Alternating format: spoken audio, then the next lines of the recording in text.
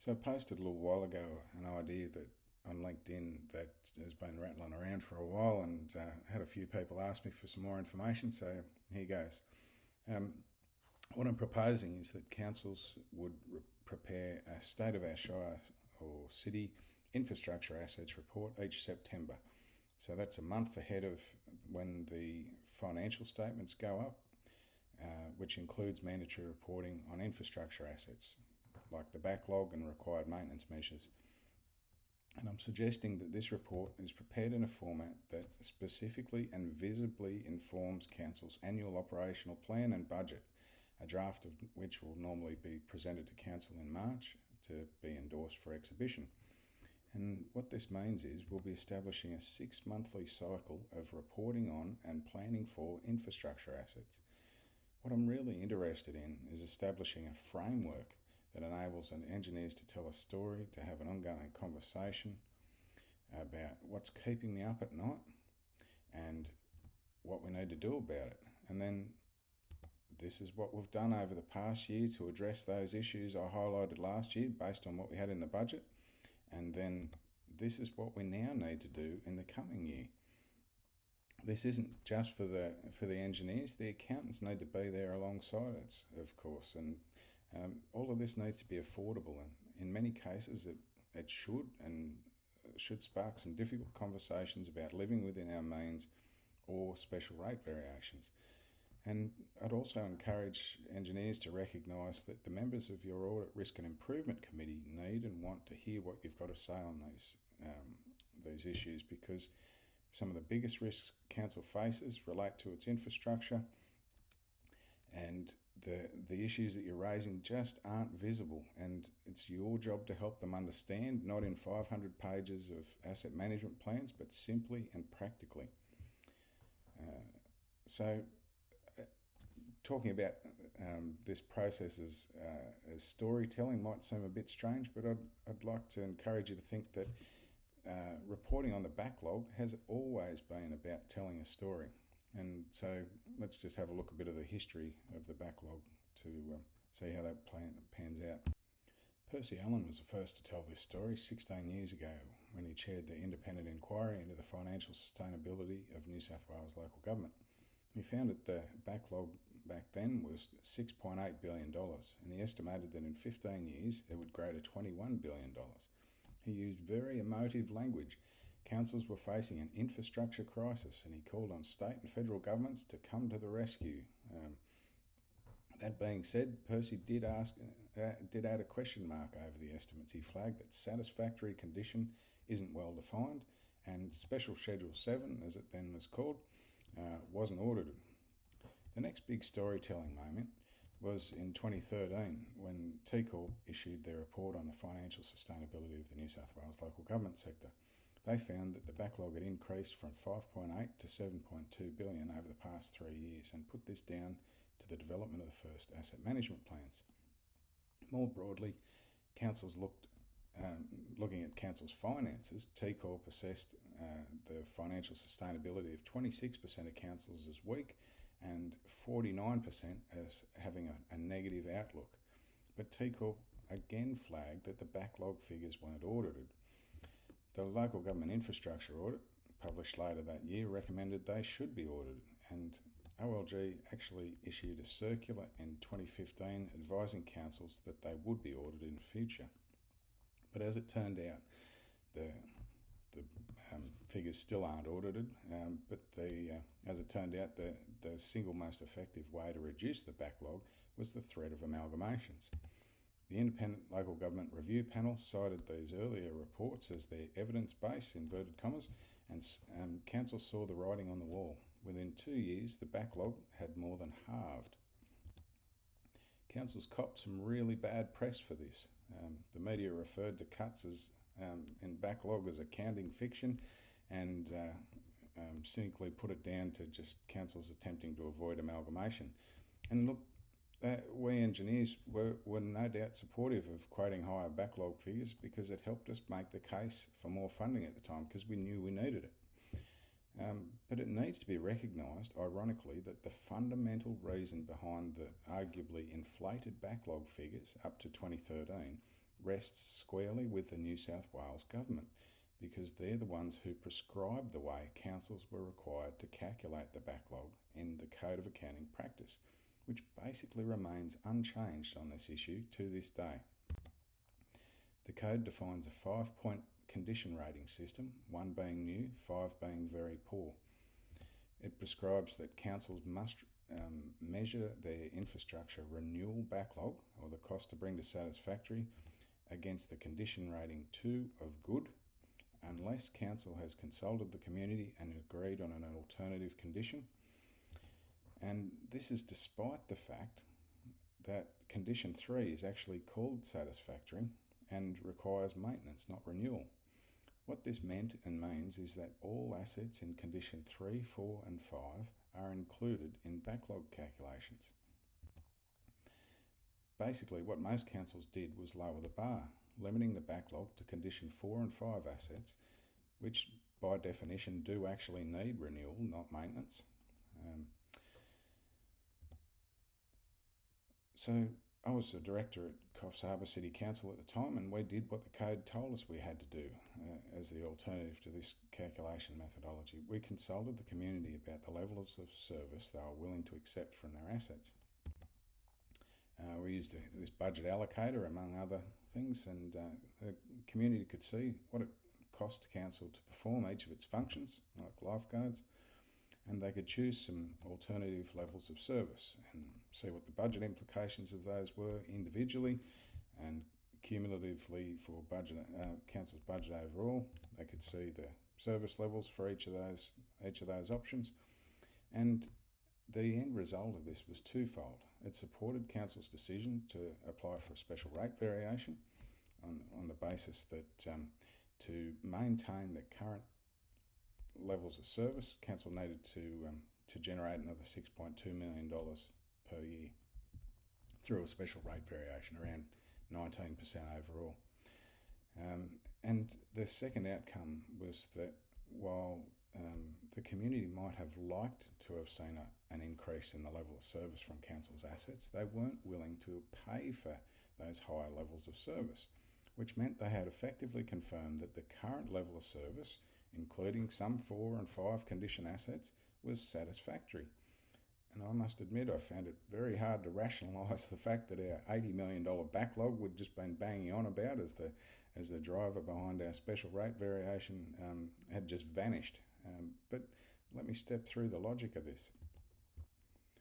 Our backlog was calculated in accordance with the code as $80 million based on a mix of condition 3, 4 and 5 assets.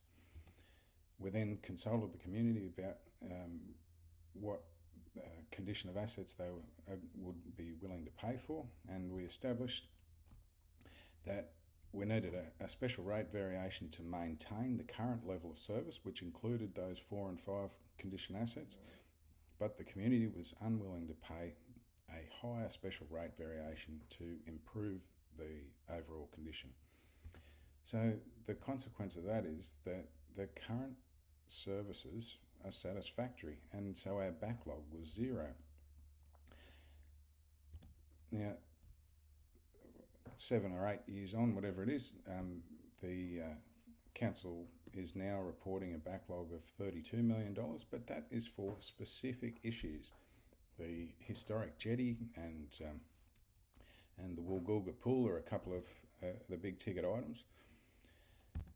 But it's emphasising that what this approach is aiming to do. It's to have a conversation about the specific issues that council needs to consider in its next budget, or that it needs to seek support from other levels of government to help with. So where are we now? The latest figures available for 2020 put the backlog at $3.8 billion, down from $3.9 in 2019. But is it real? What story are we telling now? In my view, most councils aren't telling a story at all. Since the heat went off Fit for the Future, and with natural disasters, COVID, the massive inflow of grant funds, there's so much going on that I think financial sustainability of New South Wales councils has fallen by the wayside. Should we be worried? Well, here's my thoughts in relation to the principles for sound financial management in Section 8B of the Local Government Act. Firstly, responsible and sustainable spending, in other words, balancing the budget. According to LG Solutions, the 2020-2021 figures for New South Wales councils showed that 58% had a general fund deficit, and that's growing. In terms of responsible and sustainable infrastructure investment, we've got a $3.8 billion backlog all up, which is some calculation based on the value of assets in condition 4 and 5, but so what? We spend all this time, most of councils' asset management resources are devoted to financial reporting on assets so that we can say that the fair value of our assets is X. But so what? We're not having a conversation about what's keeping you up at night. This is a chart I like to use to help people understand that the percentage of the total community assets that council is responsible for that's made up of financial assets is pretty small. Generally between 5 and 10% the councils I've been working with.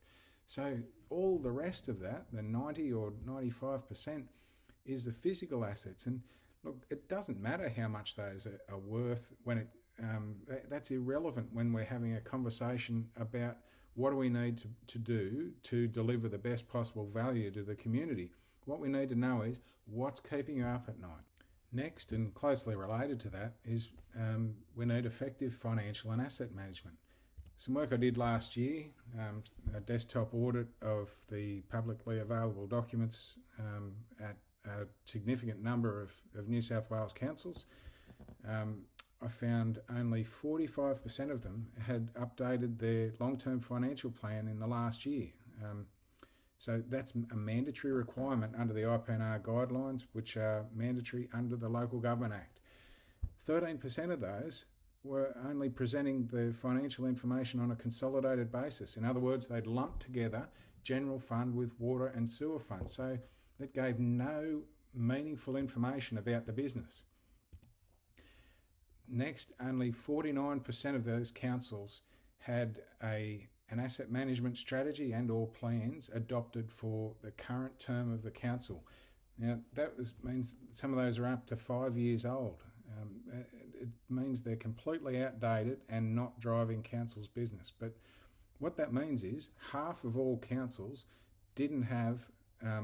weren't complying with the mandatory requirements under the Act, but they just don't have the strategy driving their decision making. And similarly with integrated water cycle management strategies, I found only around 20% had currently available strategies. There's a lot in progress, but a lot of work to do. And the last principle in the Act is intergenerational equity, which we're really not going to get unless we get these other foundational elements right. So here's the simple version of what I'm proposing. Councils need to hold a workshop. They need to include their operations staff that see what's happening on the ground. The conversation is what's keeping us up at night and what do we need to do about it. And I'll develop a template with some suggestions for potential issues you need to think about in each asset class. So other than what's in that template, you need to be looking at your available data, but you might need to go out and collect some extra information as well. And that workshop should inform your State of our Shire Infrastructure Assets Report, firstly for capital works, which should be organised by asset class and by program area. So, for example, and first element of that is the high risk renewal backlog. So that needs to be expressed in terms of council's risk appetite, and this is where you'd be reporting on the cost to bring to satisfactory the old school backlog. So it's things like reseals to avoid costly pavement failures. So you're not only just saying what needs to be done in dollar terms, you're saying this is what work needs to be done and why it needs to be done. And example in the water and sewer area, if there's a pipeline to the hospital that's in poor condition, not just because of its age, but because it's got a history of breaks or because you've done a condition assessment on it, then the replacement of that might be identified as an unacceptable risk in terms of the reliability that you're providing to that critical user. And I'd suggest that you also need to be including some comments in there to help people understand the issues. So in terms of reseals, we've got 89 kilometres of road to reseal, and at the current rate, we're only on a reseal cycle of 25 years. Now, we really should be resealing every 18 years, 15 years, if we're to maintain a waterproof layer over our pavement. You need to make it practical. The second element is the aspirational backlog. So not high risk stuff. I think it's really important to distinguish what's high risk and not, and that should be reported as the cost to bring to an agreed level of service. So it might be things like rehabilitating a failed pavement. So the concept of triage is really important for roads. You want to save the things that haven't failed yet, which is about reseals.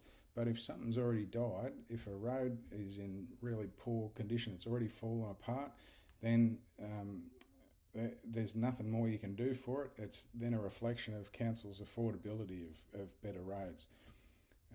Again, back in the water and sewer area, if there's a pipe servicing a few properties, not critical users, and that needs replacement, then that's a reflection of your affordability, not a high-risk issue. So I wouldn't be lumping that in with the high-risk backlog. So when you're filling out your report on infrastructure assets in the financial statements, I'm saying the high-risk stuff should be the cost to bring to satisfactory, and the nice-to-have stuff, as well as the high-risk, should be in the agreed level of service. So that's things like reseals and the hospital pipeline are high risk, whereas failed pavements and replacing pipes in poor condition, servicing a handful of properties, is not high risk. In my opinion, you need to ground this, though, in council's own risk framework. The next part that's you should include in this report, and it's not in the financial statements, is high risk upgraded or new assets. And again, this comes back to council's risk appetite. So some examples might be installing telemetry on your sewer pump stations to improve their reliability, to pick up failures quickly. Putting a new bore in at a town to increase the water security. Or if you've got major capacity issues in your CBD for stormwater drainage, and businesses are getting flooded quite often, I'd say that might fall under a high risk issue as assessed in that council's risk framework. So that's the capital side. On the maintenance side, and again, I'll provide a template with some suggestions here. You should be organising it by your assets and program areas. Some of the issues, and again, you need to differentiate high risk and lower risk issues. So high risk issues that I think should be part of your calculation for required maintenance are things like maintaining your hydrants, clearing your table drains. Just like reseals, I think investment in table drains seems to have fallen by the wayside. It's not a visible issue, but it's high risk. CCTV to identify failed sewer pipes before they actually collapse. Playground inspections to comply with Australian standards. They're all high risk. What I would call aspirational is things like extra maintenance grading to improve ride quality. With a question mark there, I think a lot of councils aren't investing enough in maintenance grading to maintain the formation and minimise gravel loss. So I could be convinced otherwise about that. Potholes, having more money to fix potholes quicker, or having more money to mow parks, I don't think those are generally high risk issues. So unlike the capital side, the maintenance unfortunately lumps together there isn't an opportunity to differentiate higher and lower risk maintenance issues, but I'd suggest that you need to differentiate in that covering report, the State of our Shire Infrastructure Assets report, the high risk issues like table drains and hydrants from the lower risk issues like potholes and mowing. Another thing that's not well understood is that maintenance needs change depending on the season. The amount of maintenance grading you need to do, how much you need to mow your parks, how many potholes you get in a sealed road network. This is not something you can determine ahead of time, as the code actually says, and include in your asset management plan. It's something that should be based on the amount of work you could afford to do with your budget and what you needed to do to manage risks. And another bugbear of mine is that councils seem to celebrate when their actual maintenance is higher than their required maintenance. I'd suggest that if that's the case, you've spent too much. So to sum up, what I'm suggesting is basically you need to have a list of works that need doing, like roads that need resealing. You need to explain to the councillors why those risks are unacceptable based on their risk framework. And then in the operational plan, you need to be showing how much you can afford to do, and then giving some indications of how many years it's going to take to chip away and get that work done, to spark the conversation about, well, that's not good enough, we need to address this earlier. Last thing I want to throw in before I wrap this up is that I think there's a burning platform with the draft internal audit and risk management guidelines that OLG has issued. General managers are going to have to provide an annual attestation on a range of issues, including risk management, in the annual report. They're going to have to certify that council's adopted a risk framework and that the Audit Risk and Improvement Committee is keeping that under review, including the effectiveness of the implementation of that framework. So if that's got to be done, how are general managers going to sign off on that if they aren't grappling meaningfully and practically with the risks related to council's infrastructure? So just quickly going through the risk management process in ISO 31000. So this process that I've outlined will help identify those risks. So the template that I'll provide will identify key risks with different asset categories, and they're not that different from council to council, whether it's roads or water and sewage, whatever it is. It's a starting point anyway. You can add your own as well. Likelihood and consequence, I think that's something that as an industry we need to better understand and communicate. Whatever existing controls are in place as well. Risk evaluation. So this is where we need to distinguish between the real high risk issues that are keeping us awake at night and the aspirational issues that we'd like to do if we had more money. And that needs to come back to council's own risk appetite as defined in its risk framework. And last but not least, the treatments to manage those risks. Again, there's not that much difference between a lot of councils for the standard treatments. You could use costs from neighbouring councils as an indicative starting point if you didn't have your own. You need to show then how those risk treatments are informing your operational plan and budget. So that's about it for this video. What I'm suggesting is that this framework basically encapsulates all of this. But in the next video, I'll be looking at how we can then embed it in IP&R generally, because that's where we need to get to. So summing up, backlog's always been about telling a story. Think back, Percy Allen was telling a story about the infrastructure crisis and calling on state and federal governments to come to the rescue. The councils, when they gave up on the OLG's methodology for calculating backlog in the Code of Accounting, were saying we're fit, don't amalgamate us. What we now need to do is have a conversation about what's keeping us up at night.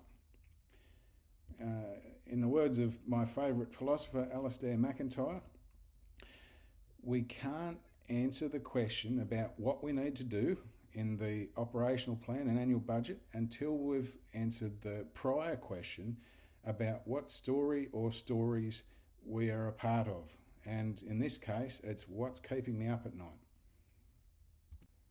So I would hope that there is reason enough to do this anyway, but if there's not, maybe the burning platform is that GMs have got that annual attestation about risk management from 2024 and need to get their heads around the risks associated with infrastructure, and reporting in this format is auditable. Last but not least, this is a great collaboration opportunity. The risks associated with particular assets are pretty similar. The treatment methods and rough costs, you could start with comparisons amongst your neighbours.